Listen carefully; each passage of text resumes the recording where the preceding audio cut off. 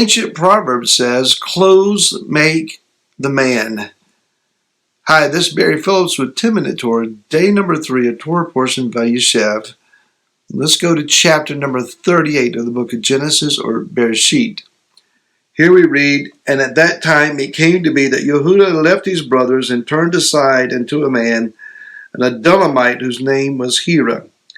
And Yehudah saw there a daughter of a certain Canaanite, whose name was Shua, and he took her and went in to her. She conceived and bore a son. He called his name Yehudah ends up having 3 sons by this Canaanite wife.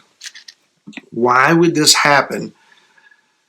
Abraham had made sure that his chief servant did not take a wife for his son Isaac or Yitzhak from among the Canaanitish women. It was a grievous thing to Yitzhak and to Rivka or Rebekah that Esau, their son, went and took Canaanitish wives. And yet Yehudah, in a state of despondency, depression, in a time of darkness, it would seem, has gone down. Maybe Dad Yaakov is still grieving horribly about the death or the supposed death of Joseph. Rather than sit around and listen to an old man cry about a son when he has 11 other ones standing right there with him, was more than Yehudah could bear, perhaps even especially that he himself had part in the deceptive plan. More on that in a moment. So we read this story about how that his eventual daughter-in-law, Tamar, deceives Yehudah by putting off her wedding, her widowhood garments, is what I'm trying to say, and putting on the garments of a harlot. She deceives Yehudah into laying with her so that she conceives Yehudah's next generation. How can this happen? What is it about these garments, and why are they significant? Well, garments have been playing a significant role all along, and the story of creation and the story of the lineages of the Hebrew people. If you remember, it was in the garden that Yah made garments of skin for Adam and Chava, or Eve. And so he gave them a covering. It was a garment that Shem and Japheth took and walked backwards to cover their naked father.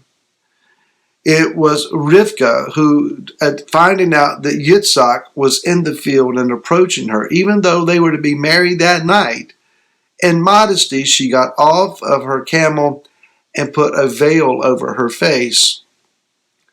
So thus far, then, we see that garments are about covering one's shame and reproach, about modesty and doing that which is right. But there is a turn that takes place in the life of Rivka. She takes the garments of Esau and dresses Yaakov in them so that Yaakov can deceive his father into receiving the blessing Esau was intended to receive. After that, the deception continues. Yaakov goes to Lavan, and there he intends to marry Rachel, but it's Rachel's sister, Leah, who dresses in Rachel's wedding garments. And the first night is spent together, and in the morning, Yaakov is enraged when he awakes, and it's not Rachel beside him, it's Leah. Garments have deceived him as he deceived his father. But the deception continues. This multicolored robe of distinction, of honor, of declaring that he is to be the heir. Yaakov, he gives this garment to Joseph. Joseph wears it proudly, perhaps too proudly. This garment is stripped from him. His brothers dip it in goat's blood, present it to their father, and say, some wild beast must have torn him. At which point then Yaakov goes into a great state of depression. It would seem that the spirit of prophecy leaves him for a long season, and things began to become dark and foreboding and just discouraging in the house of Yaakov. Tamar, then, she dresses as the harlot. She deceives Yehuda. And then we see that Joseph, later on, he's wearing Egyptian or Mitzrite garments, and his brothers fail to recognize him. Garments make the man. Sometimes garments can cover with modesty and hide reproach, or cover and atone.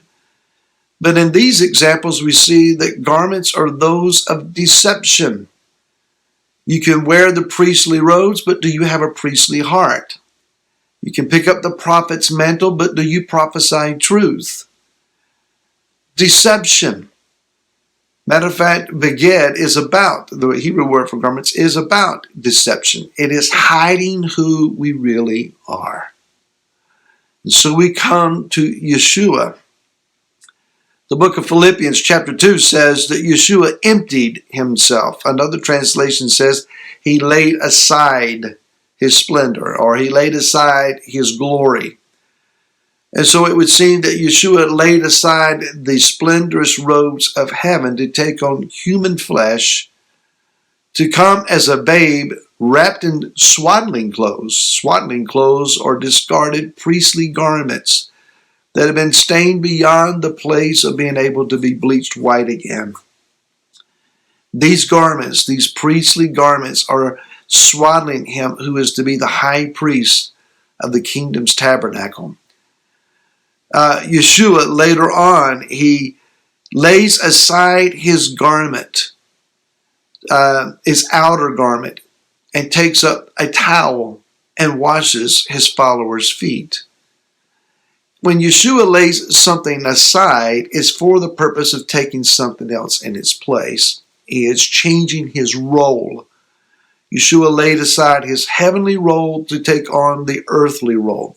He laid aside these outer garments to take on the garments of servanthood, and said that you and I should do exactly what he did. And then we find that his robes were gambled for. Lots were cast for his garments. And yet, the next time we see him, he's in dazzling white. He laid aside the garments of earthly priesthood to take up the role of a heavenly priesthood, a glorious priesthood. And he stands at the Father's right hand, ever living to make intercession for you and I. So it's when the garments are removed that the inner man is revealed.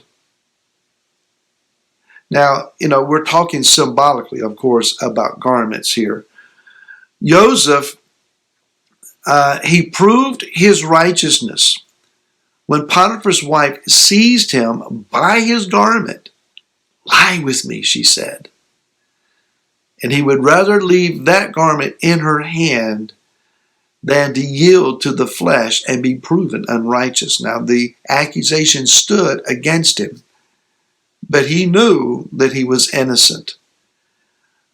He then was able to lay off the prison garb that he had on, and the next thing that was put on him were the robes of royalty as he became viceroy of Mitzrayim. So the understanding is that as we lay aside that which we lay claim to, that which we think is most prominent for us, Yah in turn grants to us something more glorious. We read in the book of Revelation, chapter number 19. It says, concerning Yeshua, I saw the heaven open, and there was a white horse, and he who sat on him is called trustworthy and true, and in righteousness he judges and fights. And his eyes were as a flame of fire, and on his head were many crowns, having a name that has been written, which no one had perceived except himself, and having been dressed in a robe dipped in blood. And his name is called Devar Yahweh, the word of Yahweh. When you read Isaiah chapter number 63, the opening of that chapter will describe this reason. He's coming in judgment. He's laid aside heavenly robes and laid aside earthly robes to take on the robes of the king. Let's be his servants. We'll see you again tomorrow. Till then, shalom.